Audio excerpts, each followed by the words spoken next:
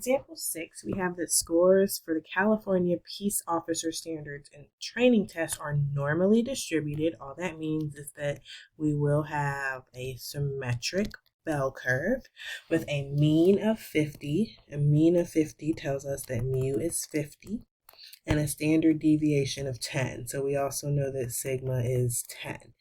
An agency will only hire applicants with scores in the top 10%. So I'm going to pause right there and I'm going to go ahead and start making a bell curve. So on my bell curve, and it might be helpful if we make a number line for Z and we also make a number line for X as well. On that bell curve, you're only getting hired if you fall into the top 10%. If you fall where 10% of the data is to the right. That's 10% ran in two different ways, okay? We want to know what is the lowest score you can earn and still be eligible to be hired by the agency. So what we are interested in finding is not just what is this Z-score here, but what is the actual score that you're getting on the test? What is the actual data value that you are getting? Not your standardized Z-score, but in the context of this, how well or how poorly could you do on that test? Clearly, I hope everyone sees from looking at this, you do have to be above average. You do have to be better than 0, which is the mean, which is at 50. So you need to be doing better than 50 to be able to even be considered for hiring. So what we're going to do, the process for this is that we know mu and we know sigma. We want X. Hope everyone sees that, where it says, what is the lowest score? We actually want the data value. We want X. So what we're going to do is we are going to first find Z, because we have this formula that X is equal to mu plus sigma Z. Same formula that we solved for up here. But we can't use that formula if we do not, that sigma looks weird. We can't use that formula if we don't know Z. So we are going to first find Z. And we're going to find Z using what we learned back in lesson 14. So thinking about this picture here off in red, Z has a left area. The left area of Z is 90%. That left area is 0.9. What we have learned so far in this lesson is that there's many ways we can go figure out what Z is. We can go look in our table and look for which of these is closest to 0.9.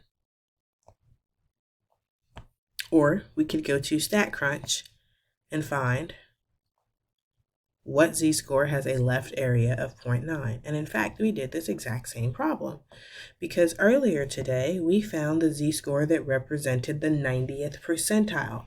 And we did this problem all three ways. We did this problem with the table, we did this problem with the calculator, and we did this problem with StatCrunch.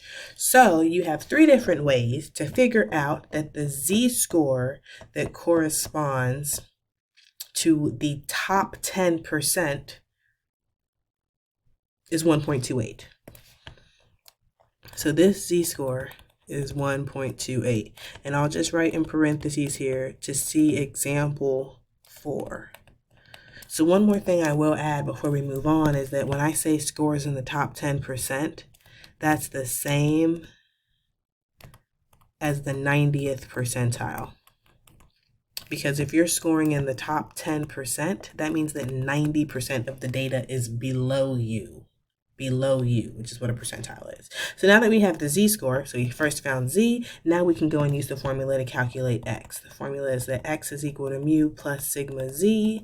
Our mu is 50, that's the average score on this test. Our sigma is 10, and our Z-score was 1.28. And when we punch this into the calculator, we get out that you need a 62.8 to be able to be eligible. So the lowest score you can earn and still be eligible to be hired by that agency is about 63. About 63 because it's 62.8. Another way that we could check this answer is if we went to our calculator. At one, we would be doing like an INV norm. We would be inverting it because we know the area. We want the X value or the Z value. So one way we can double check this in our calculator is we can go to second bars to distribution. We can go down to number 3. I know the area on the left is 0.9. But for our X values, the mean was 50 and the standard deviation was 10.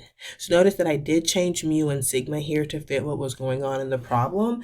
And the reason that I'm doing it here, I know you haven't seen me I know you haven't seen me use different mu values and sigma values very often. We've kind of really stuck with leaving mu is 0 and sigma is 1. But the reason that I'm doing it here is because we want the answer on the X number line. We want the answer that is on the X number line. We want the X value. If we wanted the Z value, I would have left mu and sigma alone. Because for Z, the mean is 0 and the standard deviation is 1. But generally speaking, they could be different values because we know there's many different normal distributions. So now when I hit enter on this, I do get my 62.8, which is how we're getting that you need to be earning about a 63 in order to be considered for this job.